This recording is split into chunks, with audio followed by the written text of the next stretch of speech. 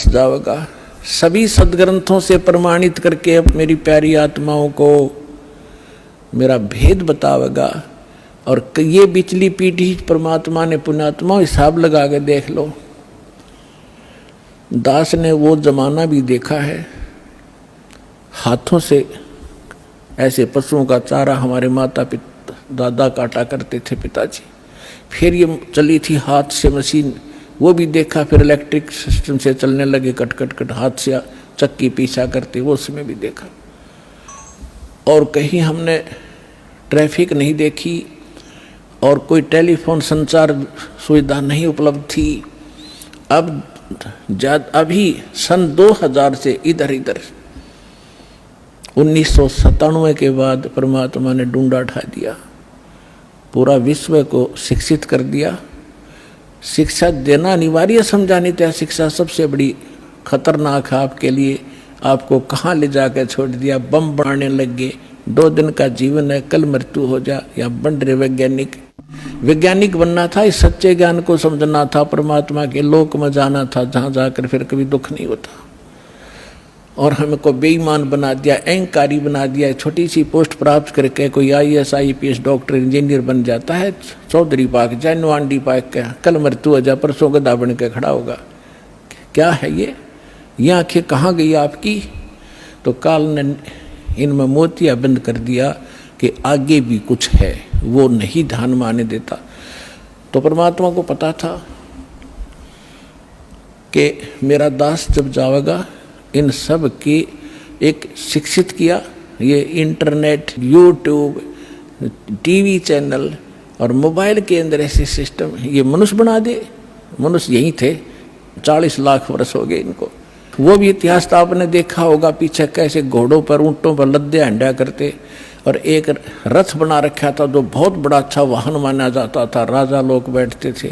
और उसमें एक रेडू के अंदर एक बुग्गी में 6 घोड़े खच्चर जोड़ कर घसीटें फिरा करते थे। कहाँ थी वो अकल जीव में? अब दाता ने दया करी है आपके ऊपर कि जिन सदग्रंथों को आप सत्य मानते हो उनका रहस्य आपको मालूम नहीं। ये नकली काल के दूत आपको मिसगाइड किए बैठे हैं। सिलेबस को नहीं जानता वो टीचर काहेगा, और टीचर कहलाता वो दुश्मन है विद्यार्थियों का। तो हमारे दादे परदादों के जीवन नाश कर दिए नकलियों ने, भूत बना दिए, झूठी कहानी सुना के। तो परमात्मा का मालूम था कि तब मैं अपने दास को भेजूंगा और वो फिर ऐसे इंस्ट्रूमेंट बना के दे दूंगा, एक स्थान से रिले होगा पूरे विश्व के मेरे बच्चे उन सदग्रंथों से मुझे पहचान रहे होंगे और गद होंगे, और सत्य और असत्य का निर्णय करके नकलियों को त्याग कर उस एक असली पंथ में ज्वाइन करके अपना जीवन सफल करेंगे। मालिक ने सुनियोजित कर रखा था। धर्मदास जी ने कहा कि प्रभु आगे क्या वार्ता हुई आपकी और काल की? तो परमात्मा ने बताया कि बताता हूँ। ये देखिएगा कबीर सागर संपूर्ण 11 भाग, खेमराज श्री कृष्ण दास प्रकाशन मुंबई से प्रकाशित है। कबीर सागर ज्ञान सागर प्रथम खंड, कबीरपंथी भारत पथिक स्वामी युगलानंद बिहारी द्वारा पुरस्कृत। ये इसलिए दिखाया जा रहा है आपको, कोई ना सोचा कोई डुप्लीकेट दिखा रहे होंगे। ये सारे प्रमाण दिए जाते हैं, आप देख सकते हैं। मुद्रक एवं प्रकाशक है खेमराज श्री कृष्ण दास, अध्यक्ष श्री वेंकटेश्वर प्रेस, खेमराज श्री कृष्ण दास मार्ग मुंबई। देखिएगा सवसम वेद बोध के अंदर आपको दिखाते हैं। ये देखिएगा, ये है सवसम वेद बोध, बोध सागर का एक खंड है ये, और 121 पृष्ठ पे यहाँ देखना। सतयुग त्रेता द्वापर माही, तीनों युग जीव थोड़े जाही। काल ने प्रार्थना की, चौथा युग जब कल युग आई, तब तब शरण जीव बहु जाई। ऐसा वचन हर मोय दीजय, तब संसार गमन तुम कीजय। अब परमात्मा क्या कहते हैं कि अरे काल पर पंथ पसारा, तीनों युग जीवन दुख डारा। विनती तोर लीन में मानी, मोको ठगे काल अभिमानी। चौथा युग जब कल युग आई, तब हम अपना अंश पठाई। काल फंद छूटे नर लोई, सकल सृष्टि परवानिक होई। परमात्मा कहते हैं चौथा युग जब कलयुग आएगा तब हम अपना अंश भेजेंगे। कालफन छूटे नर लोई, सकल सृष्टि परवाने खोई। घर घर देखो बोध विचारा, सतनाम सब ठोर उचारा। 5505 तब ये वचन मेरा होगा साचा। कलयुग बीत जाए जब एता, सब जीव परम पुरुष पद चेता। ओए होए। अब क्या कहते हैं परमात्मा कि चौथा युग जब कलयुग आई तब हम अपना अंश पठाई, और काल फंद छूटे नर लोई। काल का जितना भी झंझट फंद है सब नर नारी उससे छूटेंगी, और सकल सृष्टि परवाने खोई। ओए होए। कहते पूरा विश्व मेरा नाम लेगा, मेरी ही भक्ति किया करेगा। और घर घर देखो बोध विचारा, बोध माने अध्यात्म ज्ञान का घर घर में चर्चा चलेगी। और सतनाम जिसका आज तक छींट भी नहीं लगी, ज्ञान भी नहीं था में, वो सतनाम सब ठोर उचारा। जन जन के मुंह पर होगा कि सतनाम से ही मोक्ष होगा। और वो सतनाम कैसा होगा?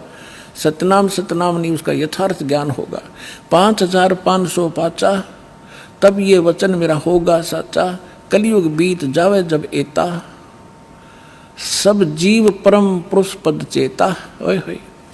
सभी जीव परमात्मा के उस यथार्थ पद यानी उस स्थान के, गीता अध्याय नंबर 15 के श्लोक नंबर 4 में लिखा है कि तत्वदर्शी संत की प्राप्ति के उपरांत उसके पश्चात परमेश्वर के उस परम पद की खोज करनी चाहिए, जहाँ जाने के बाद साधक फिर लौटकर कभी संसार में नहीं आते। तो यहाँ कहा कि उस परम पद, परमात्मा के उस परम पद के सभी परिचित होंगे और पूरा विश्व नाम लेगा। फिर दिखाते हैं। अब देखिएगा, ये सवसम वेद बोध चल रहा है। हम इसके 171 पृष्ठ पर आगे 121 हमने पढ़ लिया। अब परमात्मा बताते आ रहे हैं कि कहते हैं दोहा 5 सहंस और 5500 जब कलयुग बीत जाए, महापुरुष फरमान तब जग तारण को आए। हिंदू तुर्क आदि सब जेते जीव जहान, सतनाम की साख गह ये पावें पद निर्वाण।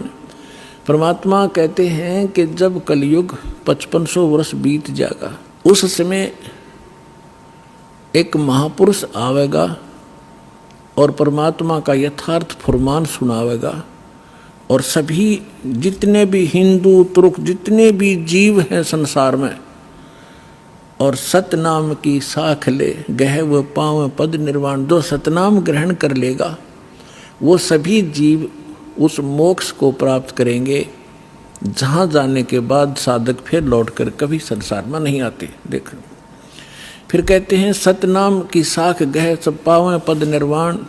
यथा शरीतगण आप ही और मिले सिंधु में धाये, सत सुकृत के मद तिमी वो सब ही पंथ समावे। अब परमात्मा कहते हैं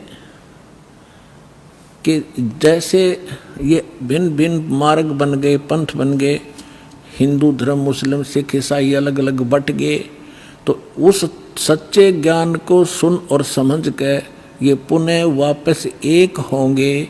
जैसे समुद्र के अंदर बगैर निर्बाध ना डटे नहीं डटती दरियाएं, अपने आप जाकर शीघ्रता से तीव्रता के साथ उसमें समा जाती हैं।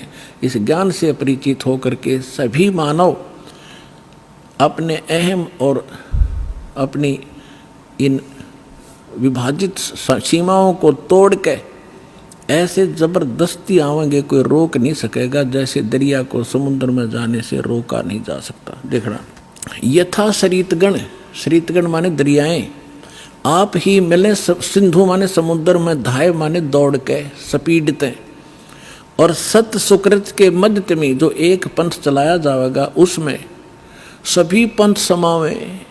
ऐसे जब लग पूर्ण होवे नी ठीके को तिथिवार, कपट चातुरी तबलो और सब संवेद निराधार है।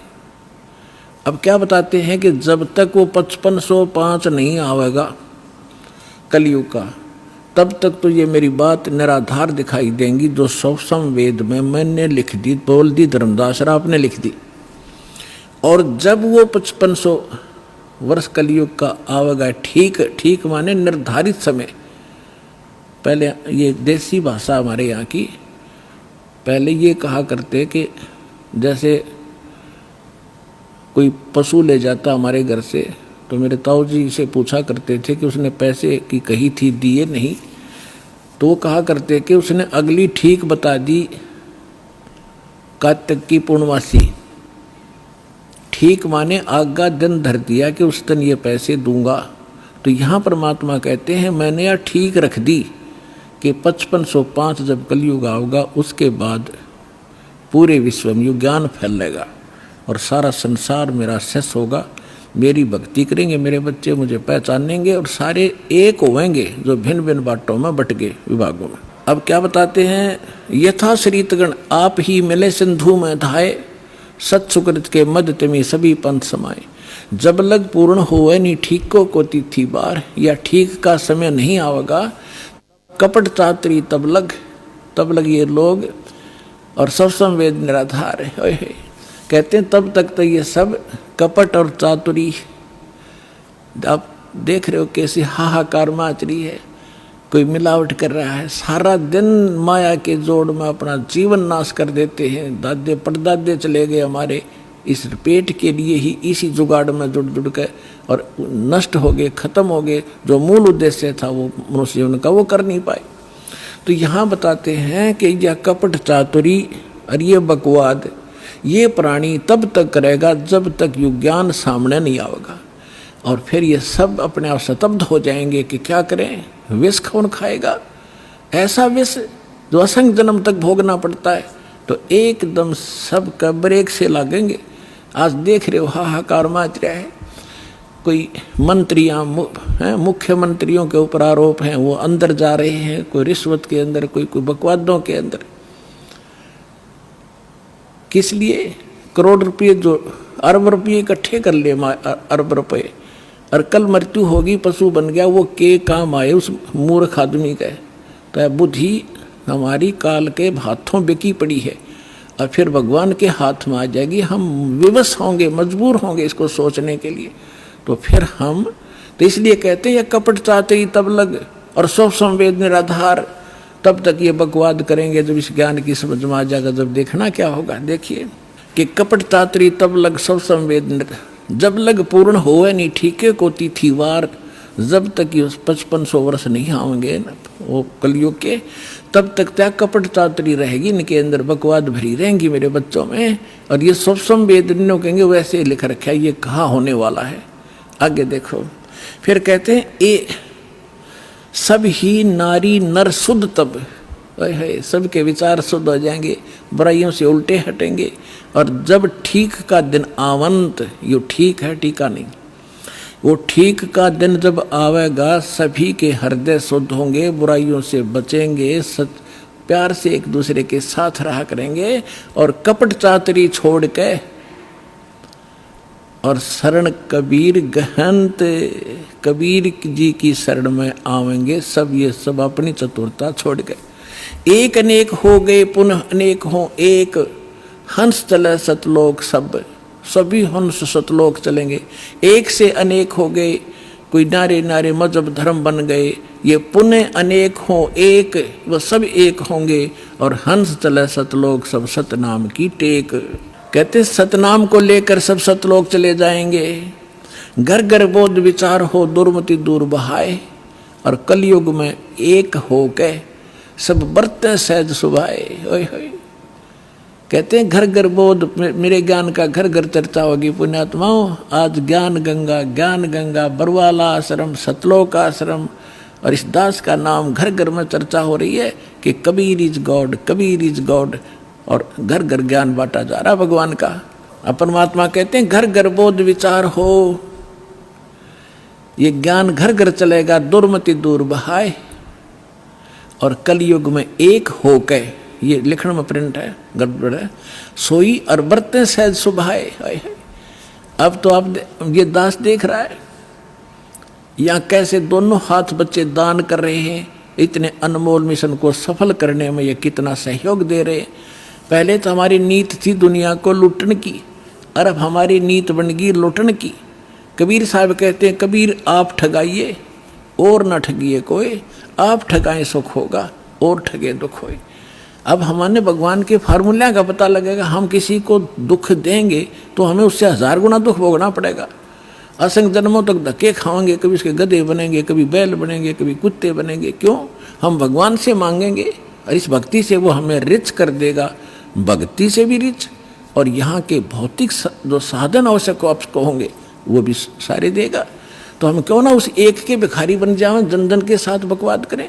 तो परमात्मा कहते हैं सब नर नारी शुद्ध तप कति आत्म निर्मल हो जाएगी और बरतें सहज स्वभाव, प्यार से रहा करेंगे, किसी को दुख नहीं देंगे।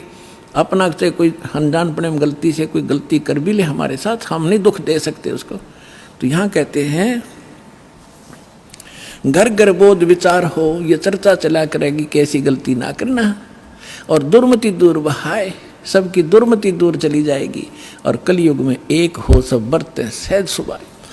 कहा उग्र का शूद्र हो, हर सब की भवभीर।